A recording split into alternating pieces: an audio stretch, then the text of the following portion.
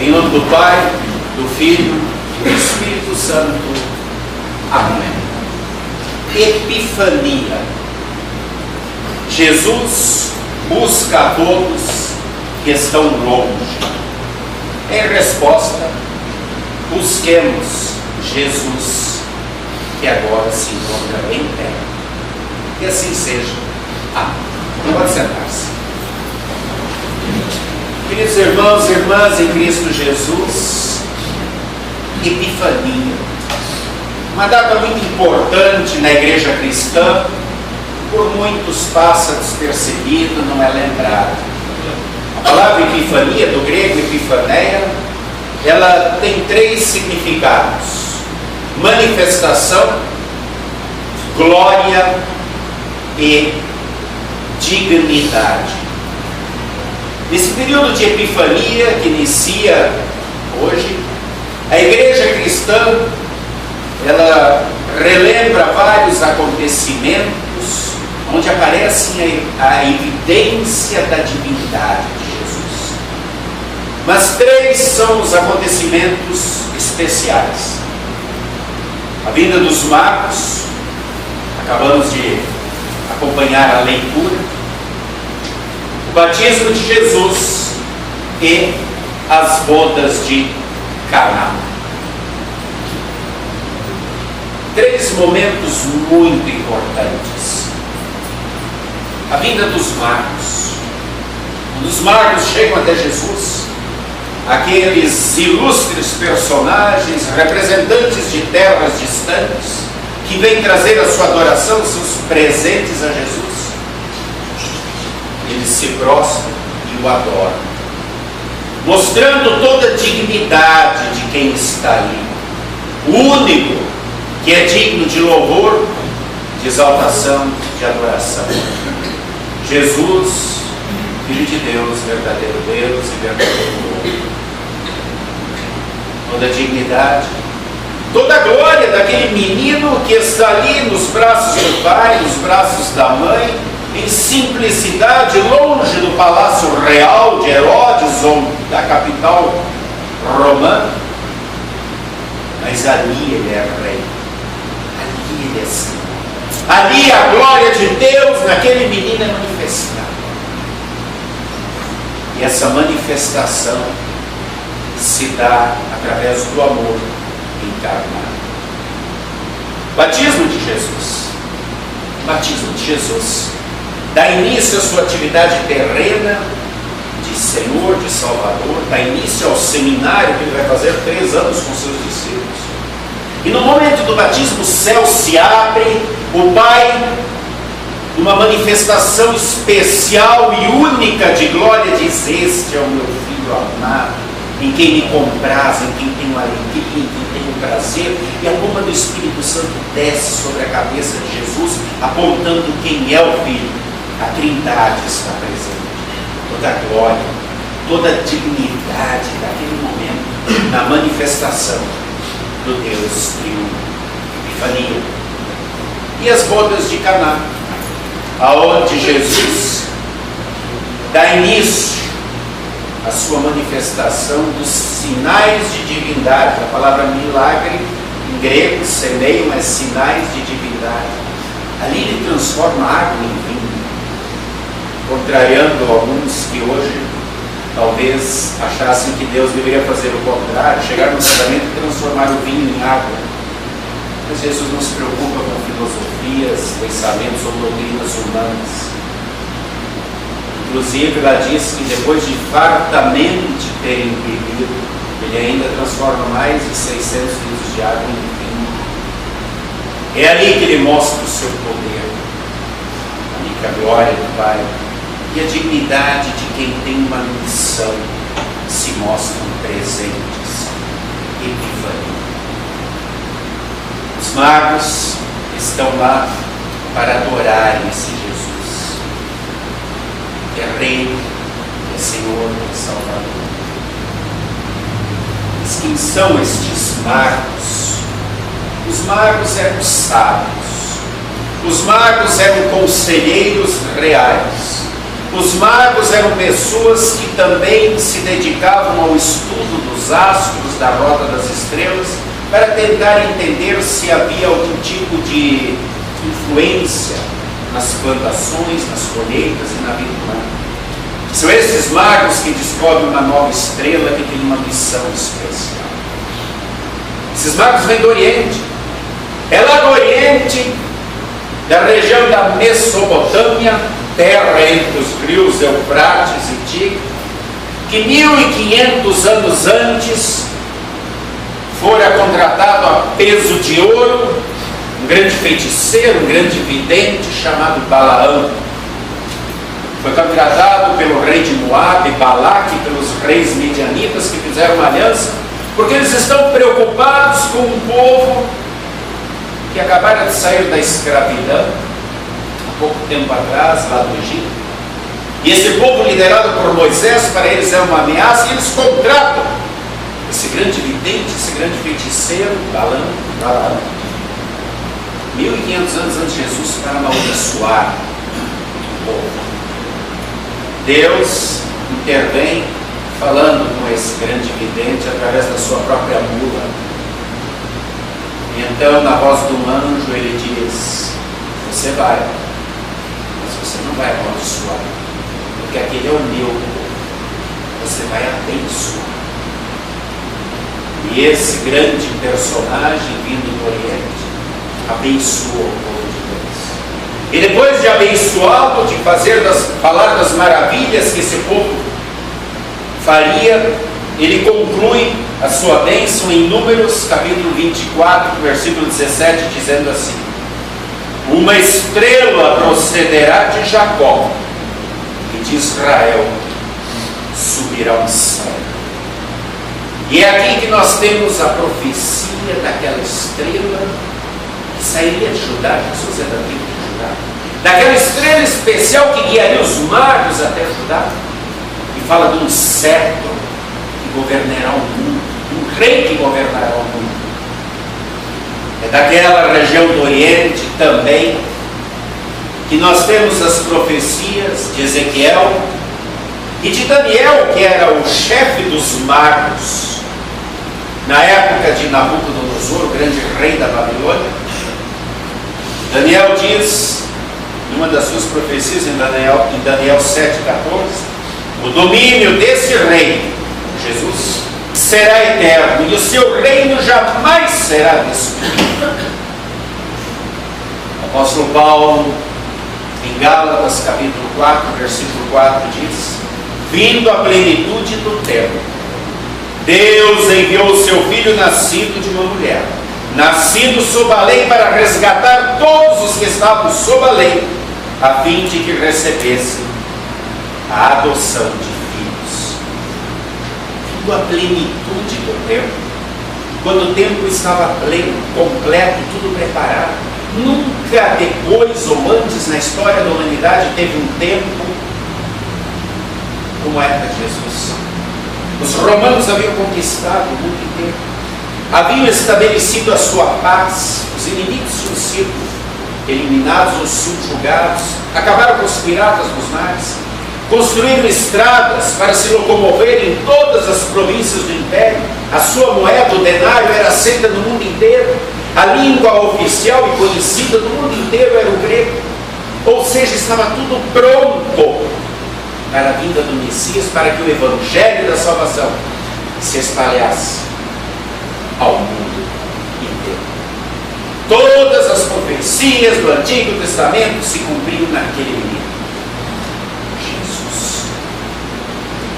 Deus nunca mente. Tudo que Ele promete, Ele cumpre. E agora, Deus está ali em forma humana, para vir chamar, buscar e salvar todos aqueles que estão longe, afastados de Deus. Eu e você. Judeus, gregos, gentios, todos. Por causa do nosso pecado, todos nós estávamos rumando para o inferno, afastados de Deus, rumando para a morte. Quando Jesus vem, Ele nos reconcilia com Deus, porque Ele dá a sua vida na cruz para pagar a dívida de todos os nossos pecados, para eliminar toda a culpa que pesava sobre os nossos ombros e nos reconciliar, nos unir com Deus, nos fazendo família de Deus, nos fazendo sua igreja. E é por isso que todos estamos aqui hoje, esse dia de Epifania,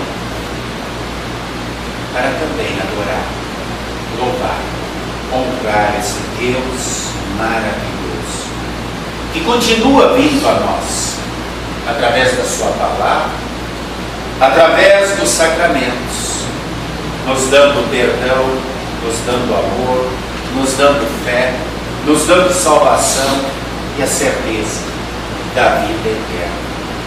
Epifania é Jesus manifestando sua glória, sua dignidade como Rei, como Senhor, como Salvador. Este é o nosso Natal. 12 dias após o dia 25 de dezembro. Interessante que o dia 6 de janeiro, ele era o dia em que era comemorado o Natal de Jesus. Nós temos vários escritos dos pais apostólicos, o mais antigo de Clemente de Alexandria, que viveu no ano 150 depois de Jesus, logo na primeira geração depois dos apóstolos, aonde ele diz no seu documento que assim como os apóstolos, nós também guardamos o dia 6 de janeiro como sendo o dia do nascimento do nosso Salvador Jesus. Esse dia apenas foi mudado para o dia 25 de dezembro, no ano 354, quando o imperador, convertido ao cristianismo, queria que todos os povos pagãos também conhecessem Cristo, o Senhor, o Salvador da humanidade. E é por isso que ele transporta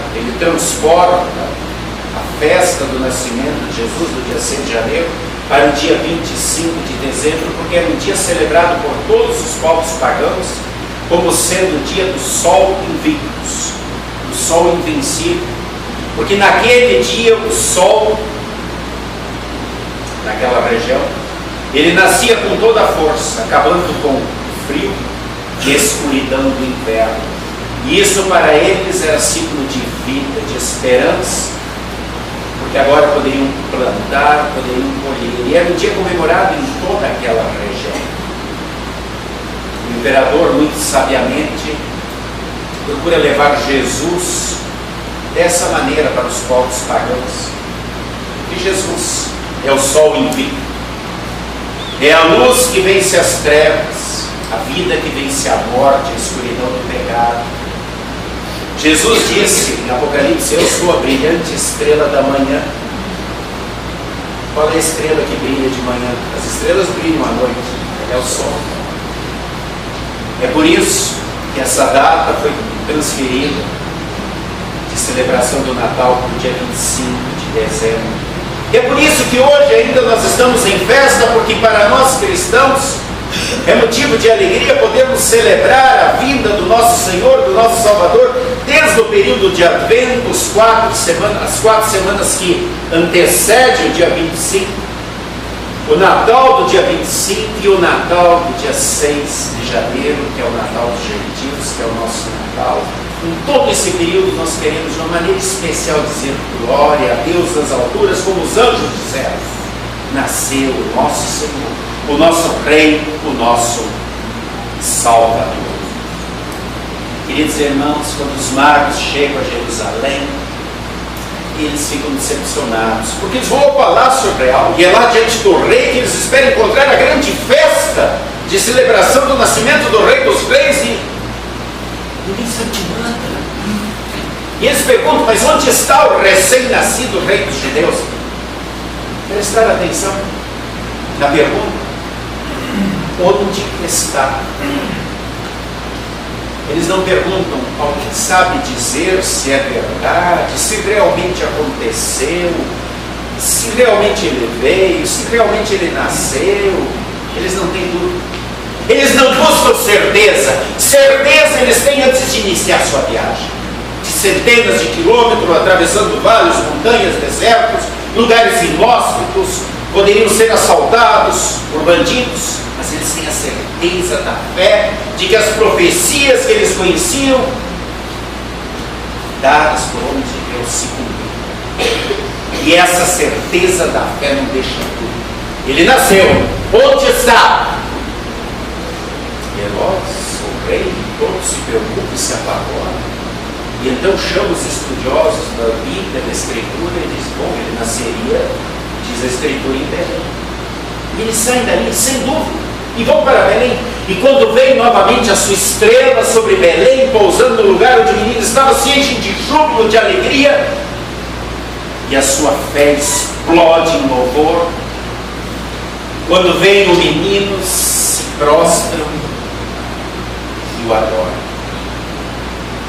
Outro detalhe, às vezes os detalhes fogem à nossa atenção. Lá diz que eles adoram o menino. Eles não adoram a mãe nem o pai do menino, como tantos hoje fazem. Eles adoram o menino. Ele é Deus, só Ele é Senhor. Epifania é a glória de Jesus, é a manifestação de Jesus, é a dignidade de Jesus. Eles não cometem idolatria. Qualquer outro tipo de adoração, mesmo que seja o pai ou a mãe do menino, é idolatria. Mesmo que alguém diga: mas eu não adoro, mas quando ora para ele, quando intercede para ele ou ela, está prestando culto. E a Bíblia diz: não adorarás e não darás culto a ninguém a não ser a Deus. O culto deles, a adoração deles, os presentes deles são para o menino. Queridos irmãos, ouro, incenso e mirra. Ouro, mais precioso dos metais, presente que se dá ao rei. Ouro dado ao rei Jesus. Incenso era aquele perfume aromático que se queimava nos cultos, simbolizando a adoração que chegava a Deus. Ouro ao rei, incenso ao Deus, e mirra era aquele unguento que era colocado na preparação do embalsamento dos mortos. Mirra ao que deveria morrer, ao Salvador. Ouro ao rei, incenso a Deus, mirra ao Salvador. Que preciosidade, que significado esses sábios trouxeram para o mundo em seus presentes. E sabe de uma coisa? Deus, Ele espera que eu e que você continuemos em nossa vida, agora perto dele, na família dele, como filhos dele. Ele espera que nós continuemos dando os mesmos presentes. Ouro, incenso e mirra. O ouro da nossa fé, pois é o que de mais precioso nós temos, porque é a fé quem nos leva para o céu. Se a nossa fé está em Jesus, o nosso Senhor, o nosso Rei, o nosso Salvador, iremos para o céu. Se estiver em qualquer outra coisa, nos levará para o Deus espera o ouro da nossa fé. Ele espera o incenso das nossas orações, dirigidas somente a Ele, que tem toda a glória, toda a dignidade e poder, porque só Ele é Deus. Qualquer outra oração é idolatria.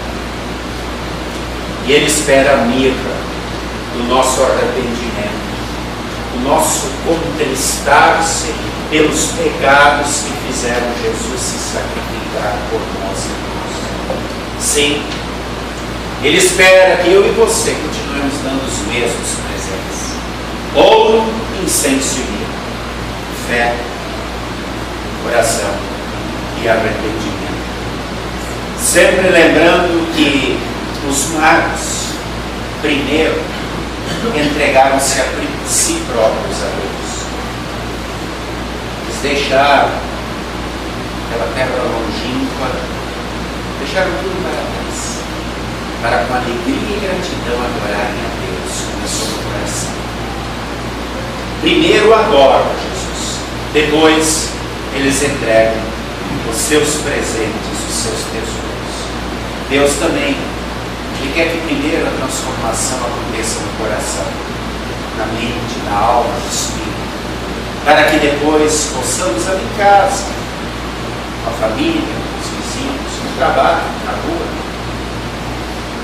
no lazer, onde quer que estejamos, possamos também, como os magos, gritar de alegria, vibrar como os pastores, como saíram de lá, falando a todos da maravilhosa notícia, da maravilhosa epifania. Deus vindo ao mundo para chamar os que estão longe, para vir perto dele.